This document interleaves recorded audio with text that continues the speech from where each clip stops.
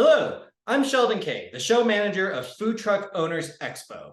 If you're a food truck owner trying to take your business to the next level, or someone brand new trying to get into this industry for the first time, make sure you check out FTOexpo.com.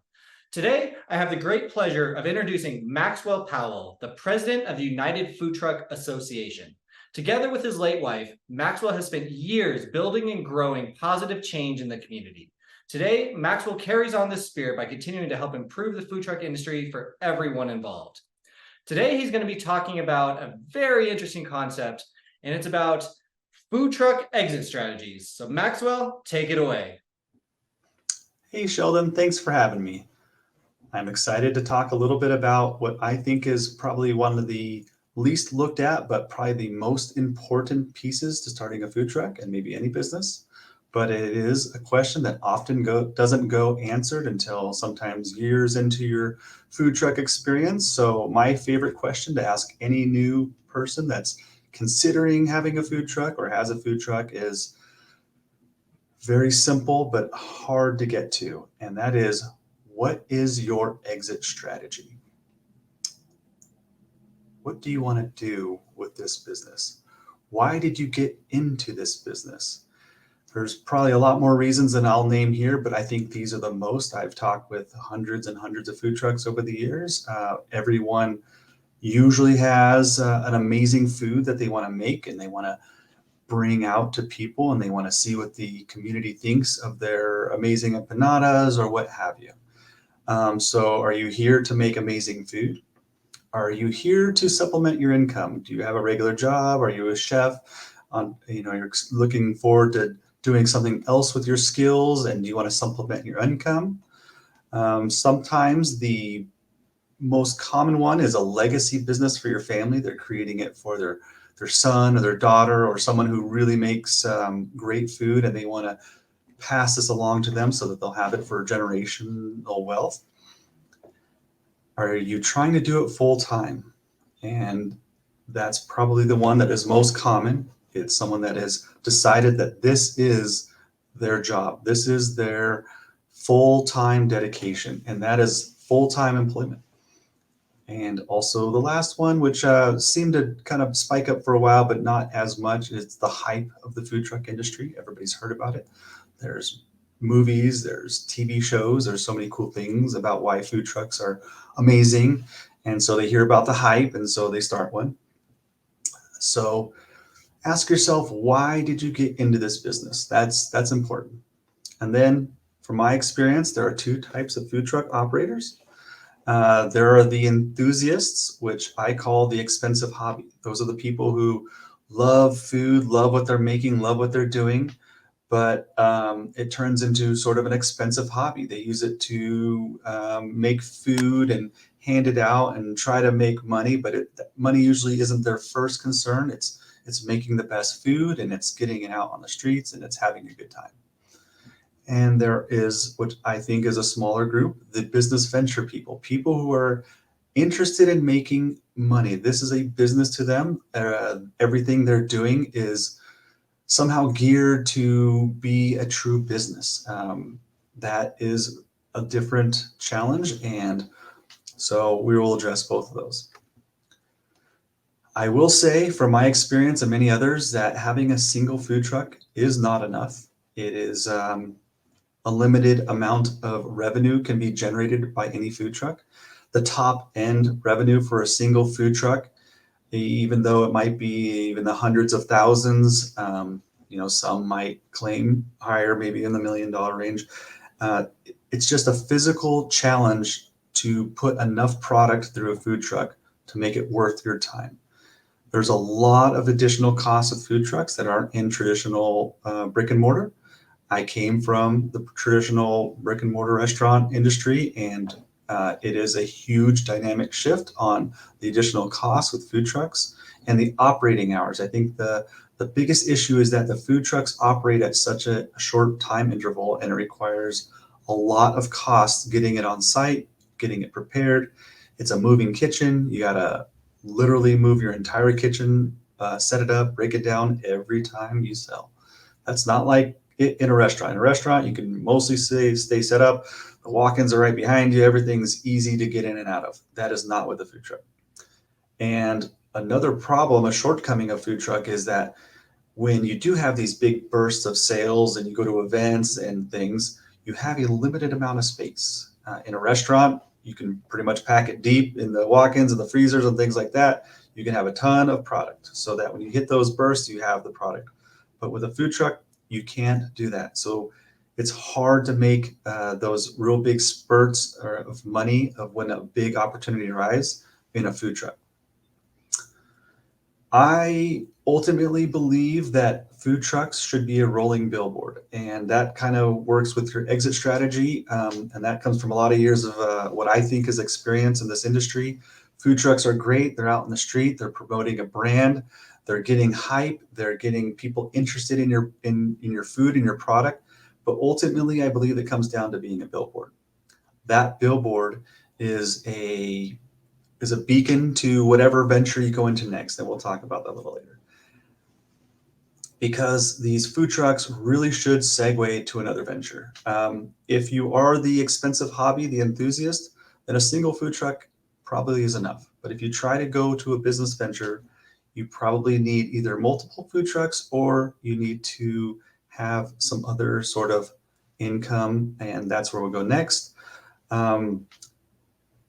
What is needed to exit the business? This is a really complex and probably ever-changing thought. What do you really need to exit this business?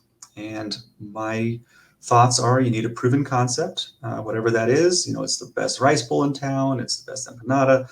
It's a concept that makes sense. It's the menu is sort of not so much easy, but you can source it well. You can put it together efficiently.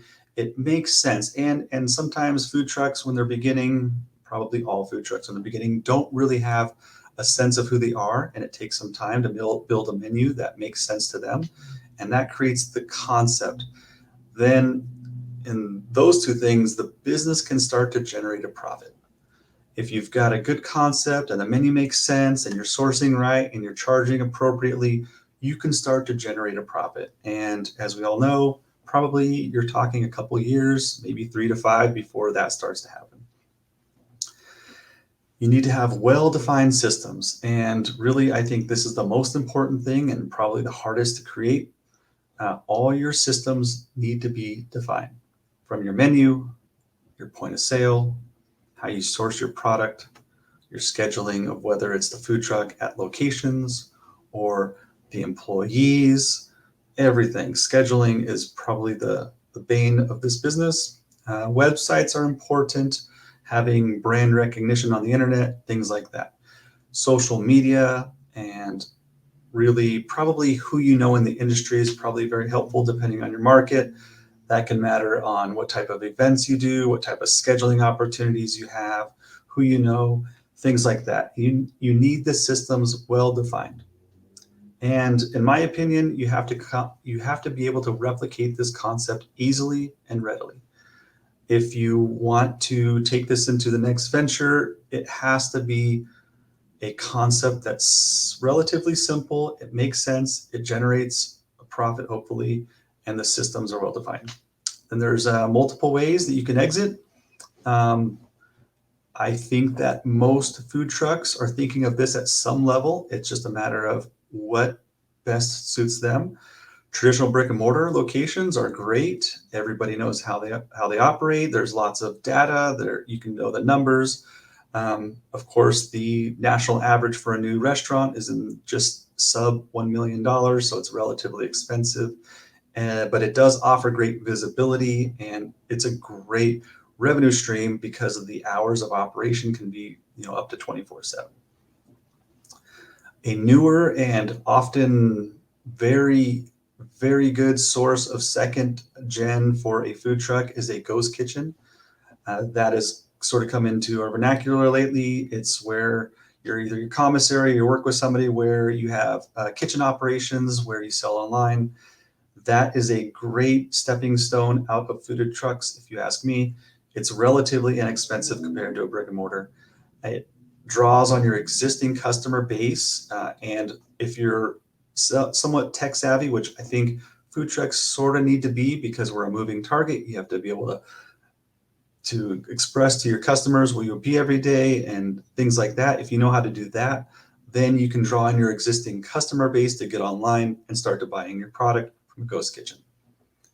Pretty much hand in hand with the food truck is catering. That's kind of almost the same thing in some respects. Depends on if it's a single payer or multi-payer. If it's a catering event, these are the greatest ways to sort of have margins that make sense and to make a good chunk of money with your food truck. You can do this from all sorts of events, from groups and businesses, but catering is a great way to add revenue. If you have the type of commissary that supports catering, you can grow your operations to be outside the food truck, whether it's a tent, whether it's a food truck and a tent, whatever it takes to kind of grow that catering base. And food trucks are a great way to get into the right people, the right businesses, and they will ask for catering. And of course, there's a hybrid. Probably a lot of people start on one or two of these paths. Maybe they start with some catering. Maybe they work in a ghost kitchen. But ultimately, in my opinion, food trucks that make it out of the business well, they learn how to add multiple streams of income. So now that you've thought of what are you going to do, you're going to go brick and mortar, ghost kitchen, catering, some sort of mix. What are the next steps? And this is where it's probably harder. Finding a coach to help navigate through this growth process is very important. There are professionals out there who have done this, who do this as a full-time thing. We at the United Food Truck Association, we've kind of made this part of our deal here. We want to help people and mentor and coach people out of this growth stage. And so it's a challenging process. Find the right people, find people you trust, find people that can understand where you're trying to go. And then with this, you need to find the capital that covers your next move. If you're doing catering, relatively low, ghost kitchen, a little bit higher, and then brick and mortar, you're definitely going to have to dig a little deeper, and you're going to probably have to get real financing. And then work with others in the community. I mentioned our association. There's associations all across the country. I highly recommend getting involved, understanding what the community has, who's there to help and mentor and support. And this whole time that you're building your business, you should also be building your team. And this kind of works on those next steps because you'll find some industry experts that are willing to work with you. They like your concept, they like your food, they like your personality, your hype. I mean, there's a million things that go into a food truck, and I couldn't even begin to guess at what is the most likely to make someone successful or not. But it is a strategy that I've implemented on our own food trucks in the past, and I hope that everyone can start working with some industry experts, collaborate with those people, look for people to mentor and develop you along the way. And then, of course, the most important thing is to grow your team, grow your staff. It's super hard to train food truck people, as we all know.